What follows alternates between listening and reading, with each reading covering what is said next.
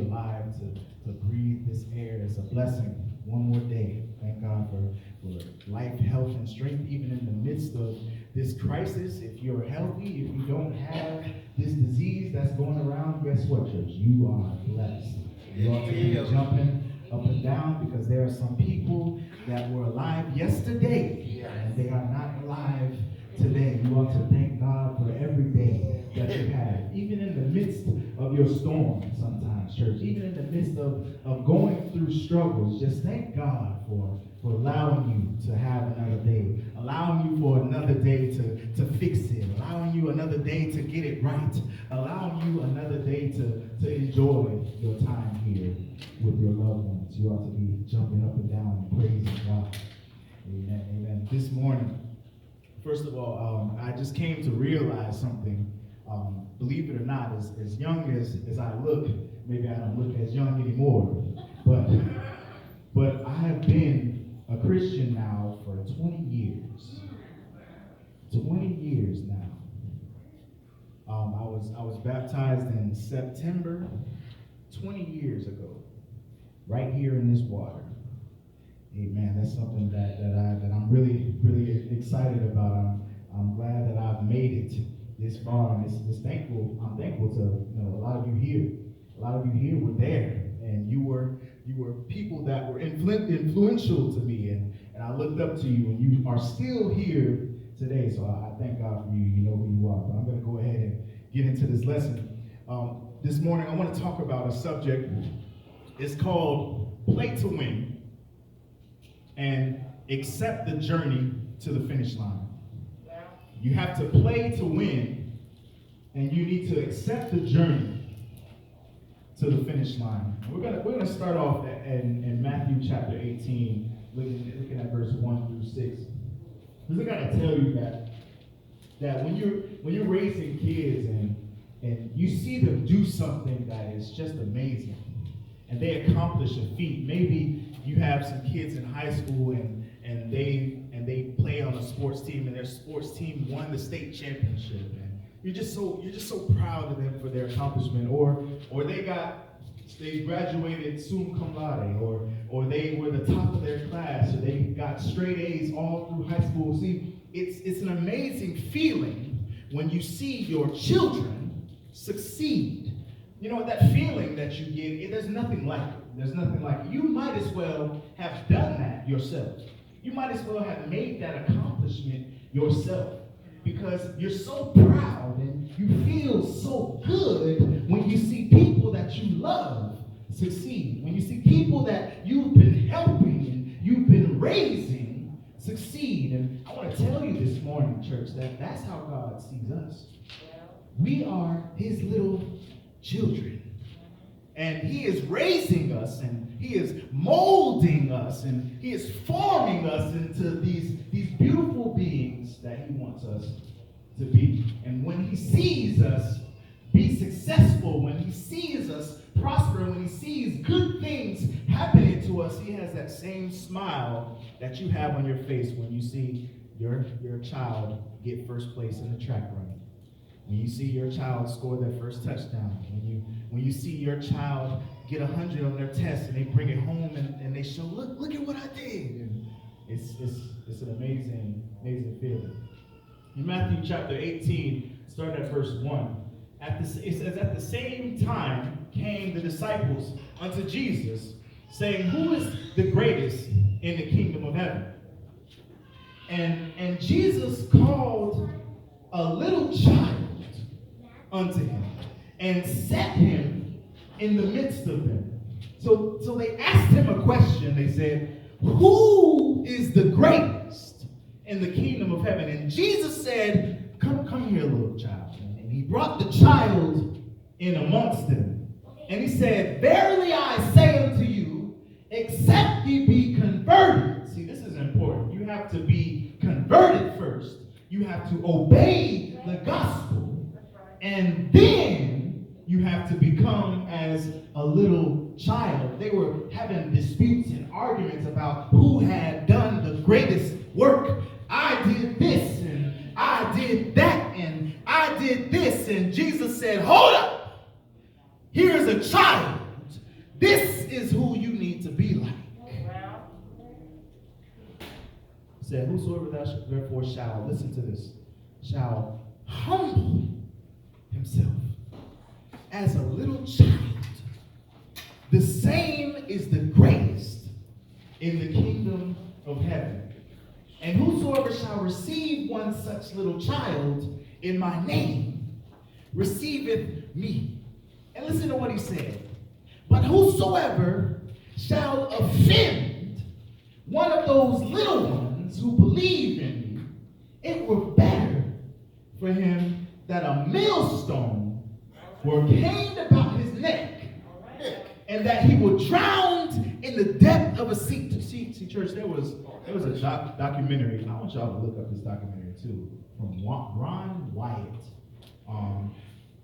where he says that he found Noah's Ark. You know what? I believe that it might be Noah's Ark.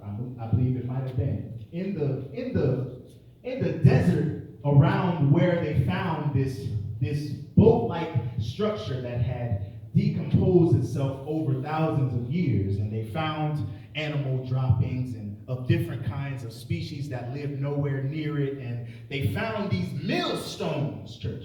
The millstones are way high. This is a big rock now, a millstone. This is what Christ called a big rock, and it's real wide. Christ said it's better that one of those stones, that's what they use for anchors, millstones, be hung around his neck and be cast into the sea. See, the point I'm trying to tell you is that God won't play about his children. No, man. You know that saying that they say, these are some things that you shouldn't mess with black people about. They money, they kids, and they radio. No, I don't know about the last one. But the first two, they money and they kids, ooh, they're not. Don't mess with it. Don't mess with it. So God doesn't play when it comes to his kids. See, he wants you to be successful. He wants you to win. And we're all running a race right now. We're all taking the journey to the finish line. And the crown of life is at the end. I want you to listen to something, church. I'll tell you a little story to get you in the mindset of perhaps how God might be looking at us sometimes in our situations. See, one day I was sitting down, I was just watching Genesis and Bella. I was playing some relaxing music with waterfowl sounds and rain in the background. She was, Genesis, she's walking really well now. At first, when she started walking, it looked like she could fall over at any second. You know, when they first start walking, it looked like they about to fall. You got to hold on now.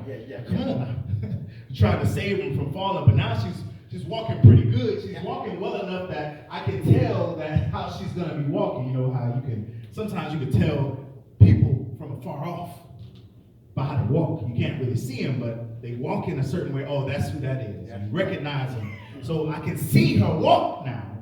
See, she's walking pretty good, but even for a 1-year-old, she's still having trouble balancing with stuff in her hand. So listen, this is what she was doing. She had a basket in her hand, and she was trying to put some things in it. And she gets this from her sister. Bella, she likes to just grab stuff and just stuff it into things. She gets a box and she goes and gets things and starts stuffing the box, putting stuff in the box.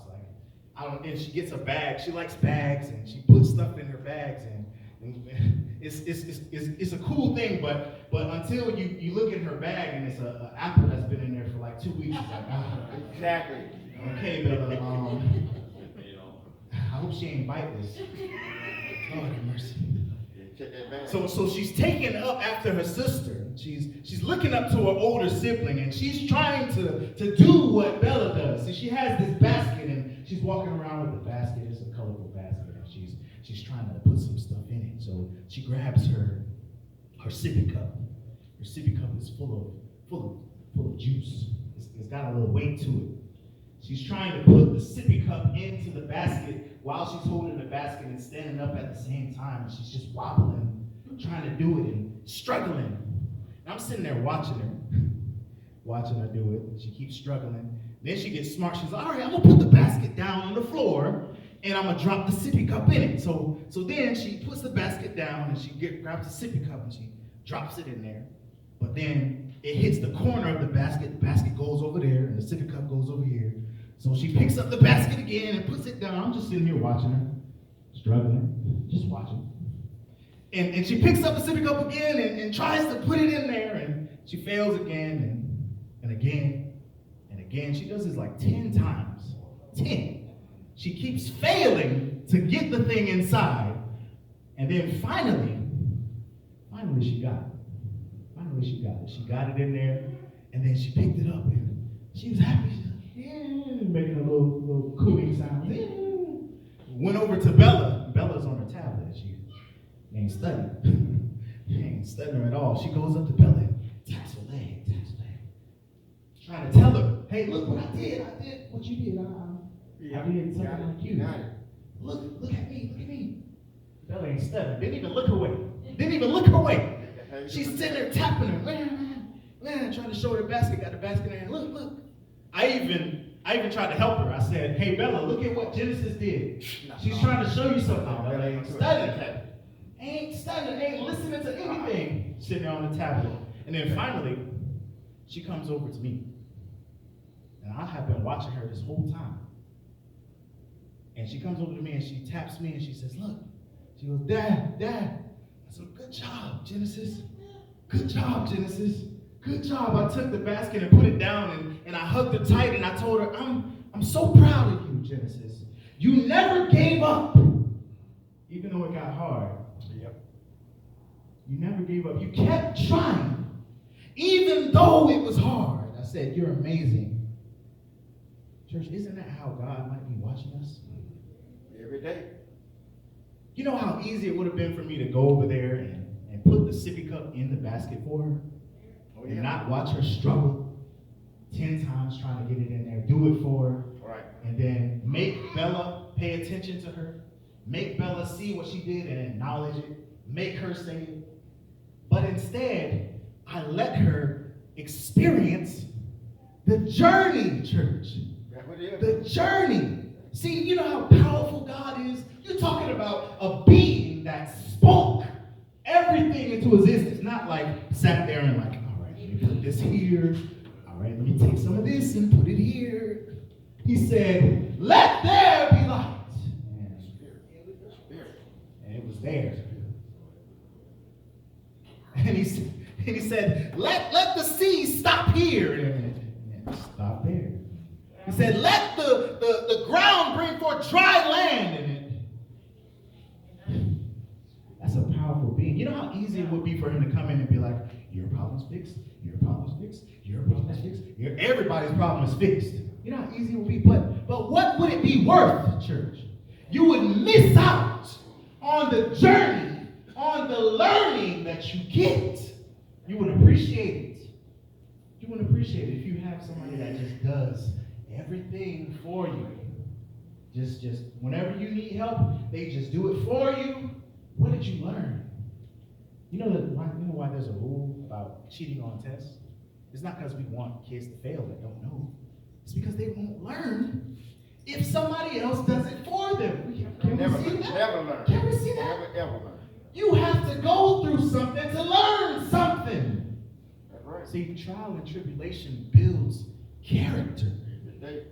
That's what it does. See, God he's raising us, he's molding us, he's allowing us to go through some of these things so that we can be strengthened for the future. And you know what? Once we have learned, you know the beauty about going through something?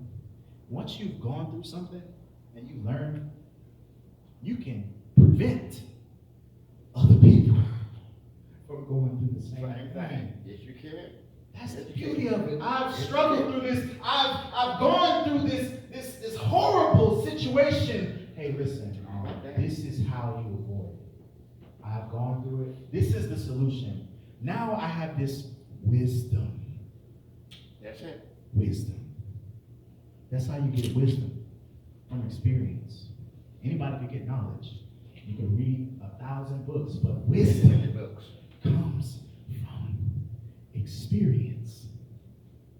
has all power. He can give us more than we can imagine. But where is the lesson? See, church, you gotta understand, rest is sweeter after a day of hard work. Rest is sweeter after you done toiled and worked hard all day. At the end of the road, when we receive our crown of life, how much more will we rejoice over all the trials that we had to go through while we were here? Cannot imagine it, man. Lord have mercy. I can imagine that if everything was just peachy already, and we go to heaven and it's peaches, we should just get the crown and be like, thank you.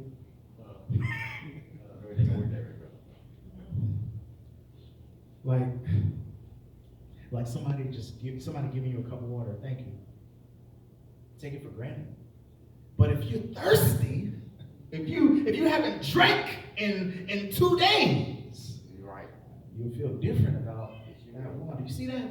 You see that? You'll feel different about the reward. And that's why he allows us to go through some things sometimes. Sitting there watching, like I was sitting there on the chair watching Genesis struggle. And that's the other thing. God knows what's going to happen in the future. He knows that you're going to succeed. You don't know. You don't know that blessing is sitting around the corner. All you see is the trial right now. Church, you have to accept the journey is what I'm saying. You have to accept the journey. So that's the first part of the lesson. You have to accept the journey to the finish line. But in order to get to the finish line, in order to win, you have to play seriously. You have to take the game seriously. See, church, sometimes people don't take Christianity seriously. It's just a sometimes thing.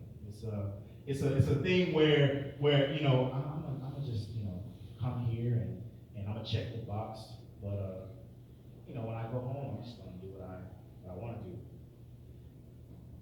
You have to take it seriously. Let me tell you make another analogy for you. If anybody has played any sport, you may have heard the saying, practice how you play.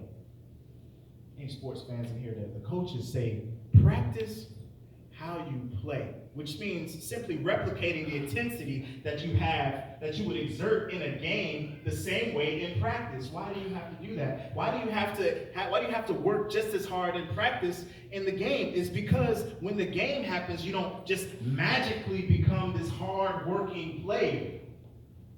It doesn't work that way. You have to work hard first, and then that hard work will pay off when the game comes. When game day comes. You have to work hard first, and then the hard work will pay off when judgment day comes.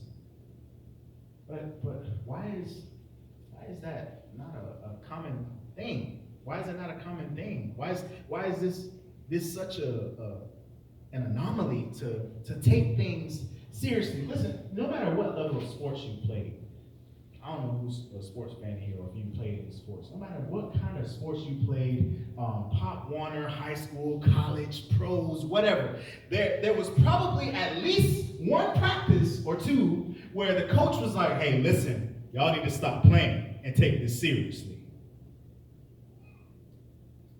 And when you get to the game time, then you see that coach was right.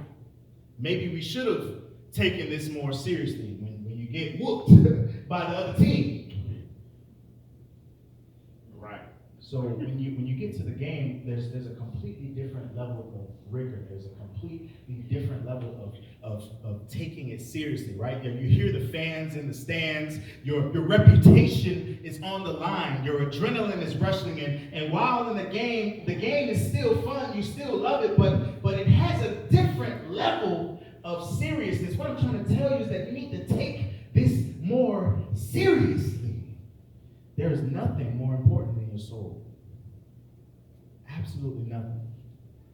I don't gamble at all, but I used to go to cookouts and stuff with my family, and I know what would happen, what was about to happen when they pull out the little tables. You know what I'm talking about? When they pull out the little tables, they set them up. They pull out the bones. I want to play some bones. They got a table over here. They play bones. Okay. Bones, And then another table over here, they playing spades and Yeah. and you know what? I would even jump in on the table sometimes. I would play, but then they'd be like, "All right, it's time for you to go." Why I gotta go? I want to play some more. You can share it now. Because they about to play for money You now. can share it now. Yes. They about to start gambling. They're about to start playing for money. See, it was all right. See, I was a kid. I play. Oh, I make a mistake. All right. You know, it's all right. But when they started playing for money, you start hearing some cuss words in there. It's coming up. You start hearing some arguments. The point is, churches, they started taking it more seriously because they're playing for a prize. So they can see that with gambling, which you ain't got no business doing, but we can't see that with Christianity. We have to take it Right. seriously. Let's look at our scripture today. Tom, 1 Corinthians chapter 9, verse 24. You get that for me. You have to take it seriously. 1 Corinthians chapter 9, starting at verse 24. What does it say? Know ye not that they which run in a race run all, but one receiveth the prize? See, he's making a comparison to how you run a track race. Everybody that is running in track, they have all trained hard, they have all worked hard in order to receive the prize. But see, there can only be one winner. That's why they run as hard as they can. But could you imagine, what if everybody got paid? What if there was a race like, all right, the winner gets 10 million. But we're also going to give everybody else in the race 10 million. What? Wait, what? Sorry. Would you train as hard for the race if only the winner got the prize as if everybody got the prize? I can imagine somebody just starting off and walking. Just walking. Walking the Can't race. walk. See, that's what they're teaching people today. They're saying everybody gets the prize. You don't have to work hard. You just say the Lord's Prayer and everybody's going to receive a crown of life. Here's your crown. Here's your crown. I know you're sinning every single day and doing whatever you feel like doing. Here's your crown. Here's your crown. Everybody gets it. But that's not how it works. Go bow for that. Read. So run, that ye may obtain. So he's saying you have to run as if only one person is going to get the prize. You have to run as if, put it simply, church, just take it seriously. Read. And every man that striveth for the mastery is temperate in all things. You get benefits from your training. You work hard, you train hard, you become a master. Read. Now they do it to obtain a corruptible crown. See, these people, they work so hard in order to get a trophy. Yep. A simple trophy. A trophy. It ain't made of gold either. No. Plastic. Most of them plastic. Yeah. You might get in track and field in high school, you might get a couple of medals that are literally metal, just metal. You're right. Not no silver, no bronze. It's just a metal. He's saying that they work so hard for this corruptible crown, but what about the one that's going to last forever? What about that one? What about Well, that? we don't care nothing about that one. Read. But we an incorruptible. Read. I therefore so run, not as uncertainty. See, now he's making a comparison. He's saying, listen, they work so hard for this uncorruptible crown. Look at how hard they work. You need to work that hard. But listen, the crown that we're going to work for is better. It's uncorruptible. And on top of that, the people that are racing in this race, they don't know that they're going to win. We can know by the scriptures that we're going to win. Yeah. I don't run with uncertainty. That's what Paul is saying. I'm not running around here fighting this fight like, oh, I don't know. He said, not as uncertainly. Read. So fight I, Read. not as one that beateth the air. Not one that's training a boxer doing shadow boxing, beating the air, not knowing how he's going to do in the fight, but hoping and imagining himself winning. Read. But I keep under my body and bring it into subjection. You have to control yourself. You have to be holy, for God is holy. Keep your body under subjection. Take it seriously and read. Lest by any means, when I have preached to others, It's not just for you, it's for me. I myself should be a castaway. Just because I'm a preacher doesn't mean I'm perfect. Just because I sit up here and tell you what you should do doesn't mean it doesn't also apply to me. Paul, one of the greatest teachers, he wrote probably more scriptures than anybody in the New Testament, definitely. Brother Paul. Yes, you did. Brother Paul said, when I have preached to others, I myself should be a castaway. So Paul, I like Paul because Paul was honest. You know what Paul said? I am the chief of sinners. Yes, he did. You know what he said? He said, I know what I'm supposed to do. I have this plan in my mind. All right, I'm gonna do 2 devotionals a day. I'm gonna pray without ceasing. I'm gonna just continue to have my mind spiritually focused. Every single thing that I do, I'm gonna be like, God, is this all right? Is it all right if I take this right step, left step? I'm gonna be praying all the time. Every time somebody asks me how I'm doing, I'm gonna be like, God has blessed me. Thank God for another day. I'm not gonna complain about nothing. I'm gonna be this holy person. He says, I have this plan to do the things that I'm supposed to do. But Paul, guess what he said? He said, the things that I want to do, I don't do.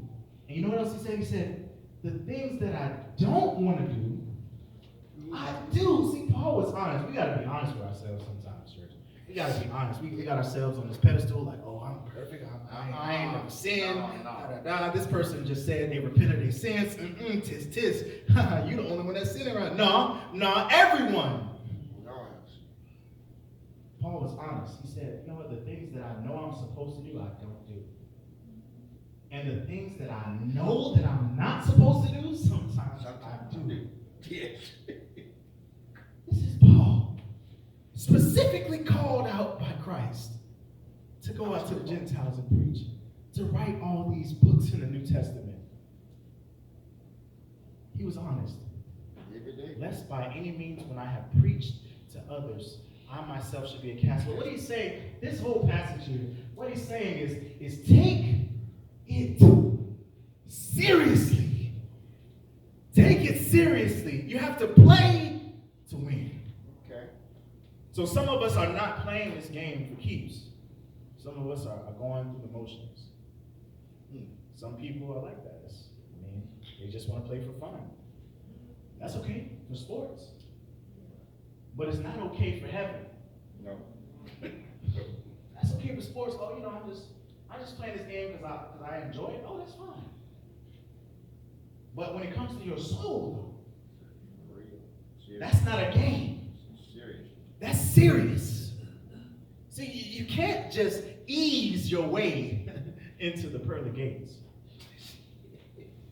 Well, when you stand before God, you're like, oh, I kind of believed, and I kind of did this. I kind of, I was just doing my thing. I had you in there somewhere. What?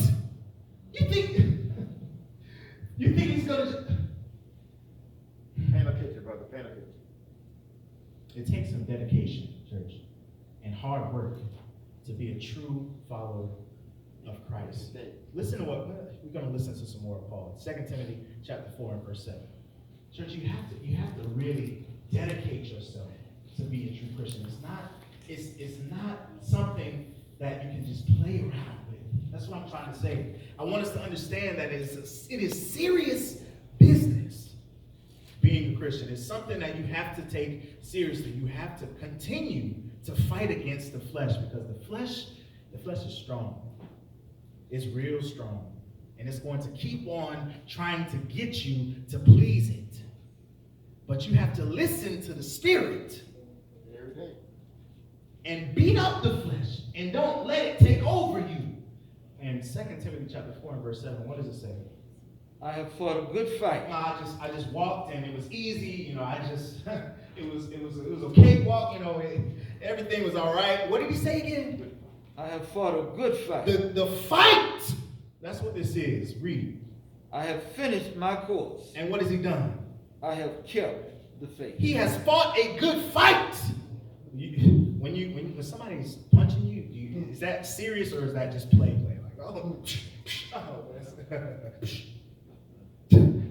That's serious. I have fought a good fight. I have finished my course. I have kept the faith. Read. Henceforth, because I have fought the good fight, I have finished my course, I have kept the faith. Henceforth means now, because of that, what? Read. There is laid up for me. Now I have a crown of righteousness. Yes. Thank God. Because he took it seriously. Read. Which the Lord, the righteous judge, should give me at that day. And now he's going to say, you know what? I fought the good fight, and now, and it says, and now, not only me, he won't only do this for me, listen, read. But unto all them also that love his appearing. If you fight the good fight, and you finish your course, you will get the crown of righteousness also. Read. Do thy diligence to come diligence. Wait, diligence. You have to work hard. You have to be diligent at serving God, not just sometimes when I feel like it. Read. Do thy diligence to come shortly unto me. Read. For Damas hath forsaken me. Mm-hmm. So some people start off running the race, and you know what? It gets hard. They get tired and they quit. Yep. You have to take it seriously. It's not that easy. But you're able, because even if it seems impossible, with God all things are possible. See, Demas forsook him. Read. Why did he forsake him? Oh yeah. Having loved this present world. Oh yeah. That's why. I gotta get this money, man. I gotta get this money. I mean, that's the most important thing right now. And then I wonder. I just wonder. I'm sorry. I don't mean no harm. I'm just trying to. I love you and I'm trying to help you. I just wonder if when you stand before God and you tell him, I gotta get this money. Then what is he gonna say? What is he gonna say? Read. And is departed unto Thessalonica, Crescens, to Galatia, Titus, unto Dalmatia. Mm-hmm. Read. Only Luke is with me. Read. Take Mark and bring him with thee. Ooh, read. I need to talk about Mark. Read. Yeah, For he is profitable to me for the ministry. So listen. So remember, I talked about people that start off the race. They start running and then they just fall off. Quit. But you know what? It's never too late while you're still alive. That's right. You can always. That's the beauty about God. He's waiting for you. He's waiting for you to come like the prodigal son. Yes. Can you imagine? Man, God is good, because if Bella said, Dad, give me my inheritance right now and I'm leaving. Whoa, wait a minute now. Where's my belly? Hold on. Give it to me right now and I'm leaving. And then okay, you know what? Whatever. Here's your inheritance. Yeah, and then she went out and then just wasted all the money. Partying, doing all kinds of everything, drugs. And then want to come back after you done spent every dime that you had, and come back to me. God is good, because I don't know if I could, church. I don't know if I could. But see, the point that I'm making is that he's waiting, even though you've gone out and you've done all this and you took your inheritance and you've been living this lifestyle, he's waiting for you to come back. All you gotta do is just start running again. The finish line is still there. It's always there. You just gotta start running again. That's what Mark did. Right. That's what Mark did. Brother Mark, you know, Paul said, he said, he's profitable for me Yes, he is. for Very ministry. profitable. But I Very got to tell you about Mark. If give me Acts chapter 15, starting at verse 37. See, at first, Mark didn't want to run the race. In the beginning, that's right. He didn't want to. He didn't want to. He was like, man, that looks too hard, man.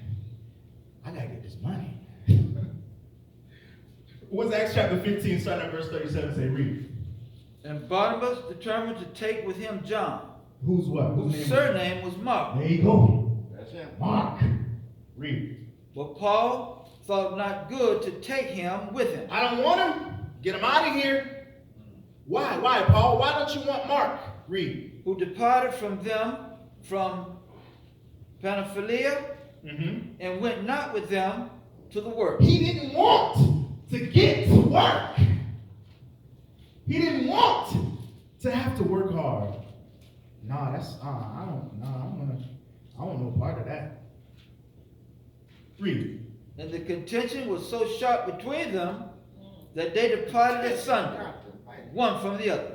So Barnabas and Paul got into an argument about taking Mark because Mark wasn't no good. Barnabas was trying to take up for him. But Paul said, listen, when we went to work, when we was here, he just left us all alone. He left us all by ourselves. So I'm not dealing with that. You know, even Christ said, he that put himself to the work, and then looking back, it's